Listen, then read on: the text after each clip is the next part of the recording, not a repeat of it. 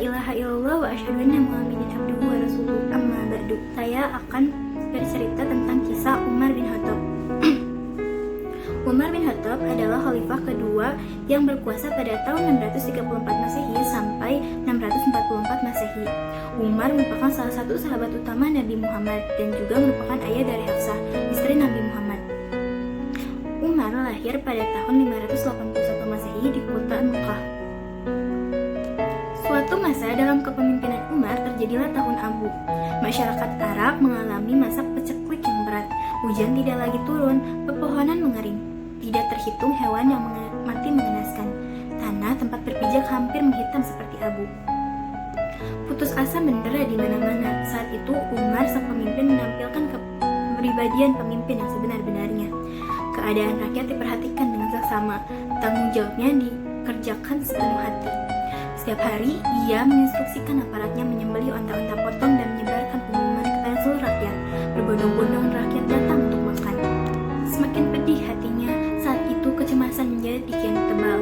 Dengan hati gentar, lidah keruhnya berujar, "Ya Allah, jangan sampai umat Muhammad menemui kehancuran di tangan ini." Hampir setiap malam, Umar bin Khattab melakukan perjalanan diam-diam. Ini ia lakukan untuk mengetahui kehidupan rakyatnya. Umar khawatir jika ada hak-hak mereka yang belum ditunaikan oleh aparat pemerintahannya. Itu pun bersama Aslam, Khalifah Umar berada di suatu kampung terpencil. Kampung itu berada di tengah-tengah gurun yang sepi. Saat itu, Khalifah terperanjat dari sebuah kemah yang sudah rombeng. Terdengar suara seorang gadis kecil sedang menangis berkepanjangan.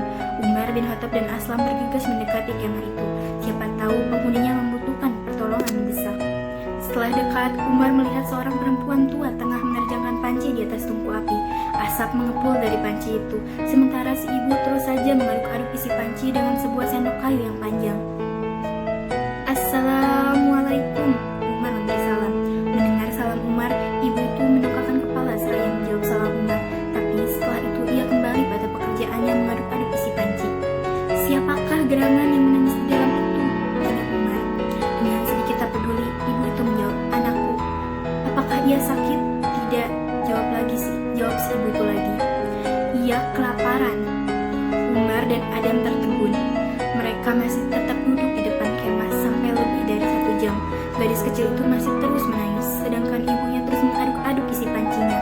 Umar tidak habis pikir apa yang sedang dimasak oleh ibu tua itu. Sudah begitu lama, tapi belum juga matang. Karena tak tahan, akhirnya Umar berkata, "Apa yang kau masak, wahai ibu? Kenapa tidak matang-matang juga masakanmu itu?" Ibu itu menoleh dan menjawab, "Kau lihatlah sendiri." Umar dan Aslam segera menjenguk ke dalam panci tersebut. Alangkah kagetnya ketika mereka melihat apa yang ada di dalam panci tersebut. Sambil masih terbelalak tak percaya, Umar berteriak, "Apakah kau masak batu?" Perempuan itu menjawab dengan menganggukkan kepala. "Buat apa?" Dengan suara lirih, perempuan itu kembali bersuara menjawab pertanyaan Umar. "Aku memasak batu-batu ini untuk menghibur anakku. Inilah kejahatan Umar bin Khattab. Ia tidak mau melihat ke bawah. Apakah kebutuhan rakyatnya sudah terpenuhi atau belum? Lihatlah aku seorang janda. Sejak dari tadi pagi, aku dan anakku belum makan apa-apa. Jadi anakku suruh berpuasa dengan harapan ketika waktu berbuka kami mendapat rezeki. Namun ternyata tidak.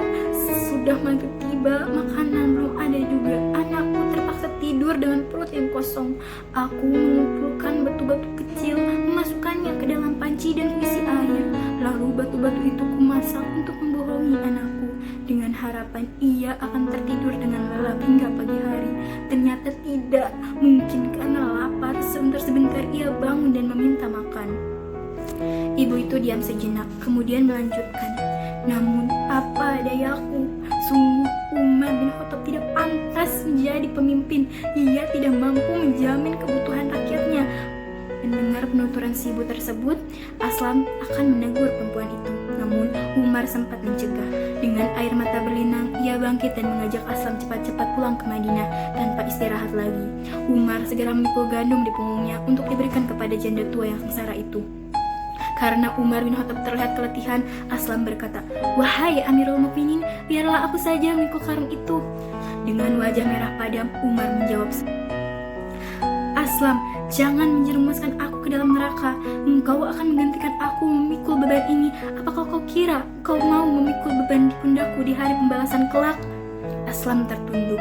Ia masih berdiri mematung ketika terseok-seok Khalifah Umar bin Khattab berjuang memikul karung gandum menuju ke tempat wanita dan anak-anaknya yang sedang kelaparan.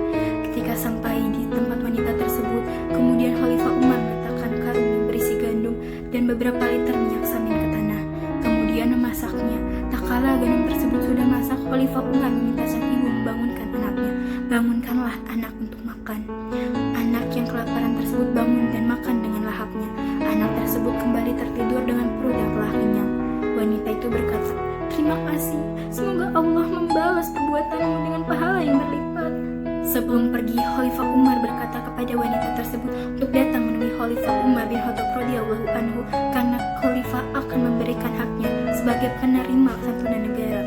Esok harinya, pergilah wanita tersebut ke tengah kota Madinah untuk menemui Khalifah Umar bin Khattab radhiyallahu anhu. Dan tak kala wanita tersebut bertemu dengan Khalifah Umar, betapa terkejutnya wanita tersebut bahwa Khalifah Umar adalah orang yang